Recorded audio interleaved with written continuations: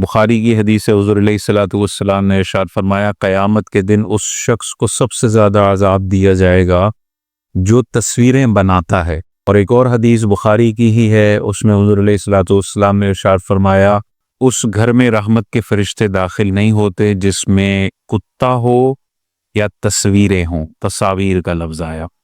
तो अगर हम तस्वीर देखें तो दो तरह की होंगी तस्वीरें, या तो जानदार की तस्वीरें होंगी या बेजान की तस्वीरें होंगी। जानदार की तस्वीरें यानी इंसान की, जानवरों की तस्वीरें, और बेजान तस्वीरें यानी फल की, फ्रूट की, दरख्तों की, पहाड़ों की। बेजान चीज़ों की तस्वीर में तो उलमा का इत्तेफाक है कि वो बिल्कुल जायज़ हैं, उसमें कोई ममानात नहीं है। प्रिंट फॉर्म में, डिजिटल फॉर्म में, दोनों सूरतों में मुत्तफ़िक़ा तौर पर जायज़ है, इसमें कोई हरज नहीं है। और वो जो बुखारी में वईदात आई हैं वो इस तस्वीर के लिए नहीं है।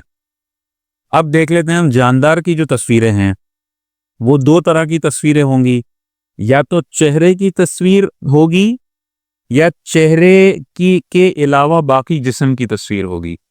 तो अगर जानदार की चेहरे के अलावा बाकी जिस्म की तस्वीर है तो इस पे भी उलमा का इत्तेफाक है कि ये जायज़ है, इसमें भी कोई हराम वाली बात नहीं। अब आखिरी चीज रह गई चेहरा।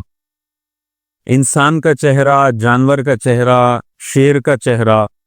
ये जो बुखारी में अहादीस आई हैं वो इस चेहरे के हवाले से आई हैं।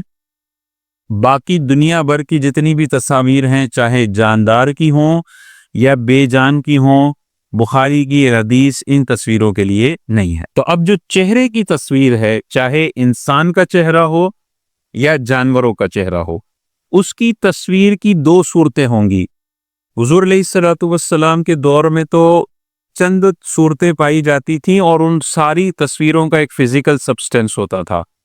या तो पेंटिंग की सूरत में वो तस्वीर होती थी। इस पे बुखारी की हदीस में आया कि जो तस्वीर बनाएगा सबसे ज्यादा क़यामत के दिन उसे अजाब दिया जाएगा और उससे कहा जाएगा कि जो तूने बनाया अब इसमें जान डाल, वो जान नहीं डाल सकेगा।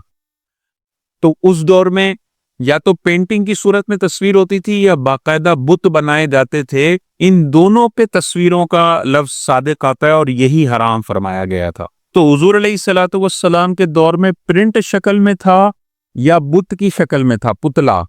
और आजकल के दौर में एक एडिशनल भी तस्वीर की शक्ल आ गई है, वो है डिजिटल तस्वीर।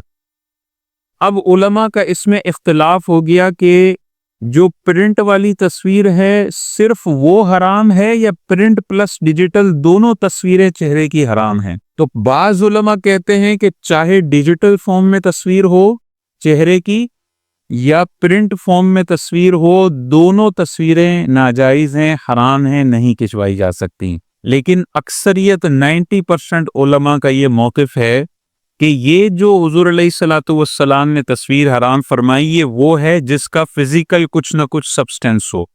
तस्वीर कहते ही उसको हैं जो जाहिर में जिसका कोई फिजिकल वजूद हो। तो प्रिंट फॉर्म में अगर तस्वीर होगी या पुतले की फॉर्म में अगर शक्ल की तस्वीर होगी तो वो तो बिल्कुल बुखारी की हदीस उस पर सादिक आएगी और हराम होगी। लेकिन जो डिजिटल तस्वीर है वो उलमा कहते हैं कि मोबाइल के अंदर आपको एक अक्स नजर आ रहा है, आप मोबाइल अंदर खोल के देखें तो अंदर कुछ भी नहीं होगा। वो क्या है, वो लाइट के छोटे छोटे पार्टिकल्स हैं, वो सारे मिलके एक तस्वीर आपको अक्स के तौर पे दिखाते हैं, हकीकतन वो तस्वीर नहीं होती। उलमा मिसाल देते हैं कि अगर आप पानी के अंदर अपनी शक्ल देखें या आईने में शक्ल देखें तो एक अक्स नजर आएगा, वो अक्स हराम नहीं है। इसी तरह मोबाइल के अंदर या डिजिटल कैमरे के अंदर जो आपको तस्वीर नजर आ रही है अंदर से उसका कोई फिजिकल वजूद नहीं है, सिर्फ एक अक्स है जो आपको नजर आता है। और अक्स होने की वजह से और फिजिकल तस्वीर ना होने की वजह से उलमा इसको तस्वीर की कैटेगरी में ही नहीं लेते। ये जो बुखारी में जो आया ना वो बुतों के लिए आया था और प्रिंटेड फॉर्म में तस्वीरों के लिए आया था। डिजिटल तो तस्वीर है ही नहीं, वो तो एक अक्स है, जैसे आईने में होता है, जैसे पानी में आपको अक्स नजर आता है। लिहाजा वो उनका मौक़िफ़ ये है कि डिजिटली अगर तस्वीर हो, मोबाइल में आपने तस्वीर ले ली या DSLR कैमरे में आपने तस्वीर ले ली, वीडियो ले ली, और एज लॉन्ग एज आप उसका प्रिंट नहीं निकालते हैं तो डिजिटल फॉर्म में ये तस्वीर लेना जायज़ है। लेकिन अगर प्रिंट फॉर्म में तस्वीर ले लेते हैं तो मुत्तफ़िक़ा तौर पर ये उसी बुखारी की हदीस के तहत होगा जिसमें अजाब की वईद आ गई। اب اس پرنٹڈ فارم کی دو صورتیں ہیں، یا تو یہ ضرورتاً تصویر کھنچوائی جا رہی ہے جیسے پاسپورٹ کے لیے یا شناختی کارڈ کے لیے پرنٹڈ فارم میں تصویر ہوتی ہے، یہ تو مجبوری کی صورت ہے، اس میں انسان مجبور ہے، کچھ نہیں کر سکتا، تو یہاں معاف ہے۔